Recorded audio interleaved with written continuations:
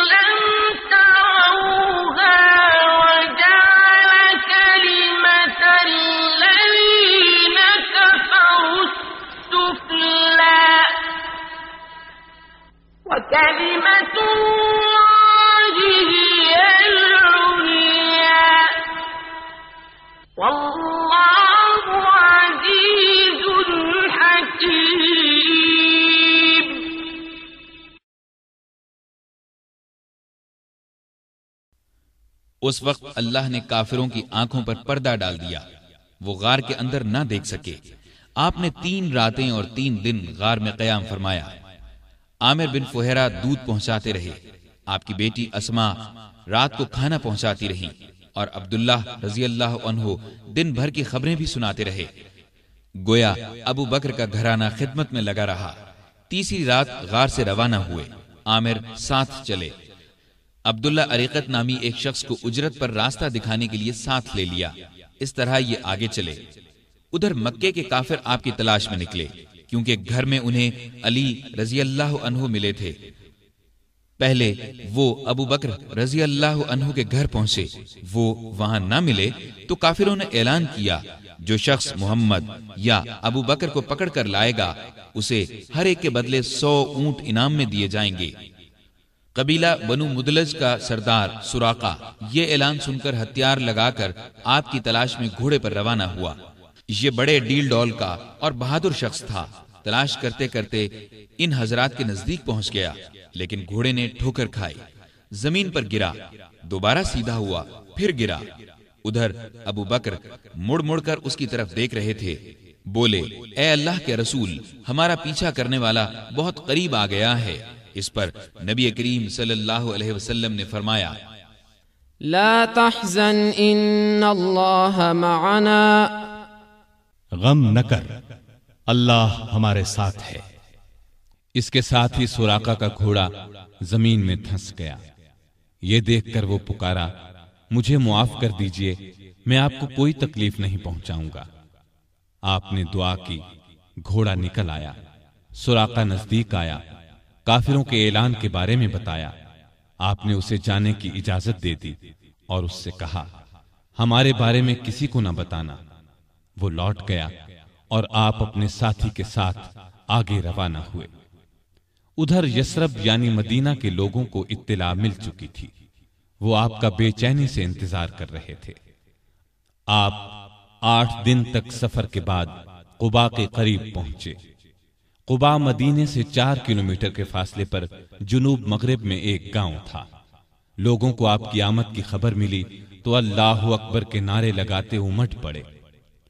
ادھر رسول کریم صلی اللہ علیہ وسلم اور ابو بکر رضی اللہ عنہ سواری سے اتر کر ایک درخت کے نیچے بیٹھ گئے تھے۔ لوگ ابو بکر کو سلام کرتے رہے، اس لیے کہ ان کے سر اور داڑھی کے بال سفید ہو گئے تھے۔ لوگ انہیں اللہ کا رسول سمجھے۔ نبی صلی اللہ علیہ وسلم پر دھوپ آئی تو ابو بکر نے آپ پر کپڑا تان کر سایہ کیا۔ تب لوگوں کو معلوم ہوا کہ اللہ کے رسول تو یہ ہیں۔ آپ صلی اللہ علیہ وسلم نے قباء میں مسجد بنوائی۔ چند دن ٹھہرنے کے بعد وہاں سے مدینے کی طرف روانہ ہوئے۔ ابو بکر اب بھی ساتھ تھے۔ مدینے میں آپ اور ابو بکر ابو ایوب انصاری کے ہاں قیام فرما ہوئے۔ اب آپ نے مدینے میں مسجد بنانے کا ارادہ فرمایا۔ مسجد کے لیے جو زمین خریدی گئی اس کی قیمت ابو بکر نے ادا کی۔ تمام مسلمانوں نے بڑھ چڑھ کر مسجد کی تعمیر میں حصہ لیا۔ ابو بکر بھی کسی سے پیچھے نہ رہے۔ پھر ابو بکر نے اپنے گھر کے باقی افراد کو بھی مکے سے مدینے بلا لیا، لیکن والد اور ایک بھائی نے ابھی اسلام قبول نہیں کیا تھا، وہ مکے ہی میں ٹھہرے رہے۔ ابو بکر رضی اللہ عنہ کی والدہ بھی بوڑھے شوہر کی وجہ سے وہیں رکی رہیں۔ مدینے میں آپ نے اپنا کام یعنی کپڑے کی تجارت پھر سے شروع کر دی، لیکن زیادہ وقت نبی کریم صلی اللہ علیہ وسلم کی خدمت میں بسر کرنے لگے۔ آپ ہر جگہ رسول اللہ صلی اللہ علیہ وسلم کے ساتھ جاتے۔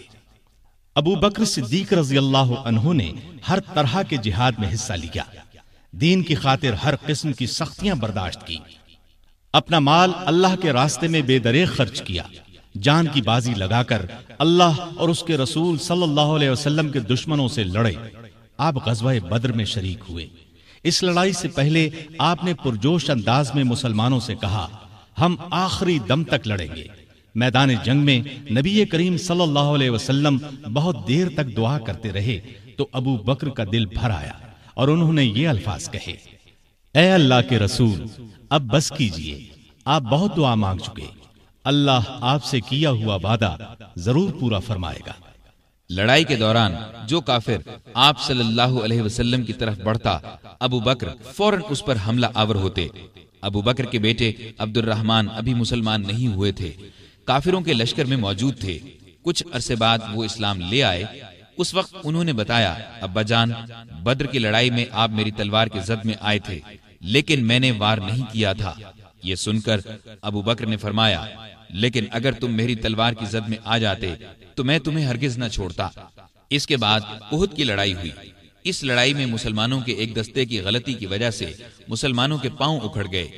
اس وقت کافر چاروں طرف سے آپ صلی اللہ علیہ وسلم پر ٹوٹ پڑے۔ اس وقت جن چند جانثاروں نے آپ کے ساتھ دشمن کا مقابلہ کیا، ان میں سے ایک ابو بکر رضی اللہ عنہ بھی تھے۔ خندق کی لڑائی میں ابو بکر فوج کا ایک دستہ لے کر خندق کے ایک حصے کی حفاظت کرتے رہے۔ بعد میں اس جگہ مسجد بنائی گئی جو مسجد صدیق کے نام سے مشہور ہوئی۔ بیعت رضوان کے موقع پر صلح کی چند شرائط مسلمانوں کو پسند نہ آئیں تو وہ ابو بکر کے پاس آئے اور اپنا خیال ظاہر کیا۔ ابو بکر نے ان سے فرمایا، آپ اللہ کے رسول ہیں، جس طرح اللہ حکم دیتا ہے اسی طرح کرتے ہیں، اللہ ان کی مدد کرے گا، تم ان کی اطاعت کرتے رہو، اللہ کی قسم وہ حق پر ہیں۔ خیبر کی لڑائی میں بھی ابو بکر رضی اللہ عنہ ساتھ تھے۔ فتح مکہ کے موقع پر بھی ابو بکر ساتھ تھے۔ قریش میں اب مقابلے کی تاب نہیں تھی۔ آپ صلی اللہ علیہ وسلم نے انہیں معاف کر دیا۔ ابو بکر اپنے والد ابو قحافہ کو آپ کی خدمت میں لائے۔ وہ بہت بوڑھے ہو چکے تھے، بینائی بھی زائل ہو چکی تھی۔ ابو بکر نے خواہش ظاہر کی کہ وہ مسلمان ہو جائیں۔ آپ صلی اللہ علیہ وسلم نے ان کے سینے پر ہاتھ پھیرا اور فرمایا، اسلام لے آئیے۔ انہوں نے اسی وقت کلمہ پڑھ لیا۔ غزوہ حنین کے موقع پر جب قبیلہ حوازن نے زبردست تیر اندازی کی تو مسلمانوں کی صفیں ٹوٹ گئیں۔ اس وقت جو صحابہ ثابت قدم رہے ان میں ابو بکر بھی تھے۔ غزوہ طائف میں ابو بکر کے بیٹے عبداللہ کو ایک تیر لگا، وہ زخمی ہو گئے۔ چند دن میں زخم ٹھیک ہو گیا لیکن پھر خراب ہو گیا اور وہ اسی زخم کی وجہ سے فوت ہوئے۔ تبوک کی لڑائی کے موقع پر لشکر کے لیے ہتھیاروں اور سواریوں کی بہت ضرورت تھی۔ آپ نے مسلمانوں سے فرمایا، دل کھول کر مال اور سامان دیں۔ اس پر غریب امیر ہر مسلمان نے مال، سامان، اونٹ، گھوڑے، غلہ، کھجوریں وغیرہ آپ کی خدمت میں ڈھیر کر دی۔ ابو بکر اپنے گھر کا تمام سامان اور ہر چیز لے آئے۔ نبی کریم صلی اللہ علیہ وسلم نے پوچھا، ابو بکر بال بچوں کے لیے کیا چھوڑا؟ انہوں نے عرض کیا، ان کے لیے اللہ اور اللہ کا رسول کافی ہیں۔ لڑائی میں آپ صلی اللہ علیہ وسلم نے ساری فوج کا انتظام ابو بکر رضی اللہ عنہ کے سپرد کیا۔ فوج کا بڑا جھنڈا بھی انہی کو دیا۔ تبوک مدینے سے 686 کلومیٹر دور ہے۔ مسلمان تکلیفیں اٹھاتے وہاں پہنچے۔ تبوک سے واپسی کے بعد حج کے دن قریب آئے تو آپ صلی اللہ علیہ وسلم نے ابو بکر کو امیر حج مقرر فرمایا۔ انہوں نے لوگوں کو حج کرایا۔ ہجرت کے 10ویں سال رسول کریم صلی اللہ علیہ وسلم خود حج کے لیے مکہ تشریف لے گئے۔ ابو بکر رضی اللہ عنہ اور ہزارہا مسلمان آپ کے ساتھ تھے۔ آپ کا سامان ابو بکر کی اونٹنی پر لادا گیا۔ 11 ہجری میں آپ نے ایک لشکر شام بھیجنے کے لیے تیار کیا۔ اس لشکر کا سردار آپ نے اپنے ایک پیارے نوجوان اسامہ بن زید رضی اللہ عنہ کو مقرر فرمایا۔ اس لشکر کو بھیجنے کا مقصد یہ تھا کہ روم کے بادشاہ سے موتا کی لڑائی کا بدلہ لیا جائے۔ موتا کی لڑائی 8 ہجری میں ہوئی تھی اور اس میں رومی عیسائیوں کے ہاتھوں نبی کریم صلی اللہ علیہ وسلم کے 12 پیارے صحابہ شہید ہو گئے تھے۔ ان میں اسامہ رضی اللہ عنہ کے والد زید بھی تھے۔ اس لشکر میں ابو بکر رضی اللہ عنہ بھی شریک تھے۔ انہوں نے اس بات کی پرواہ تک نہیں کی کہ ان کا سپہ سالار 18-19 سال کی عمر کا ایک نوجوان ہے۔ دراصل وہ اللہ کے سپاہی تھے اور جو بات اللہ کے رسول صلی اللہ علیہ وسلم کو پسند تھی وہی انہیں بھی پسند تھی۔ حج سے واپسی پر نبی صلی اللہ علیہ وسلم نے مسلمانوں کو یہ خطبہ دیا: اللہ نے اپنے ایک بندے کو اختیار دیا کہ چاہے تو دنیا کی نعمتوں کو قبول کر لے اور چاہے تو اللہ کے پاس جا کر ان نعمتوں کو قبول کرے جو وہاں ملنے والی ہیں۔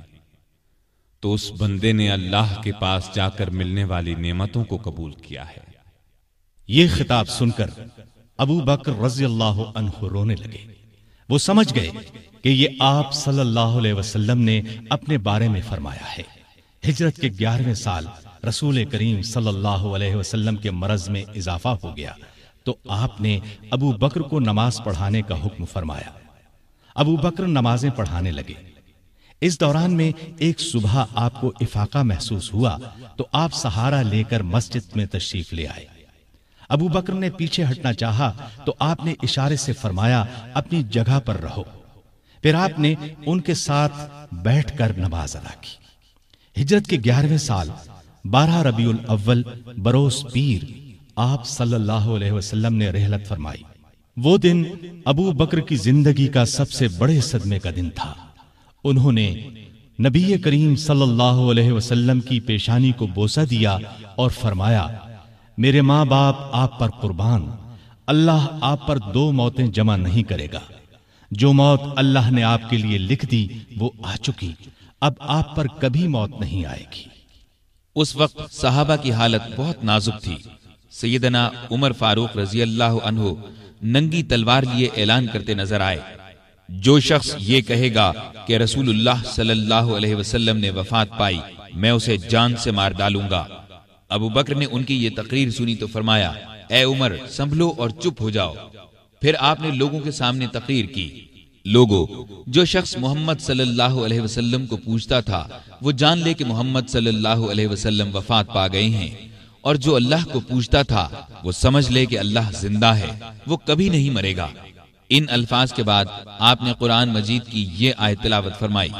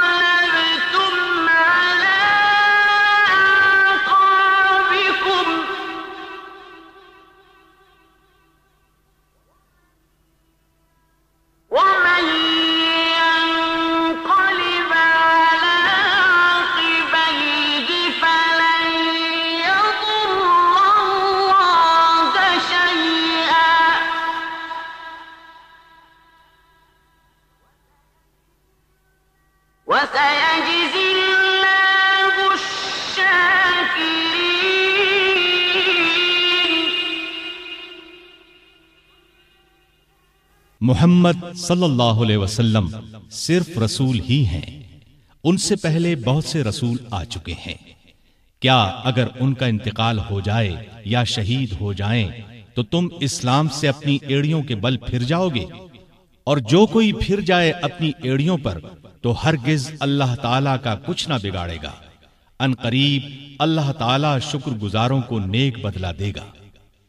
ابو بکر رضی اللہ عنہ کی تقریر سن کر لوگوں کو یقین آ گیا کہ رسول اللہ صلی اللہ علیہ وسلم واقعی ان سے جدا ہو چکے ہیں۔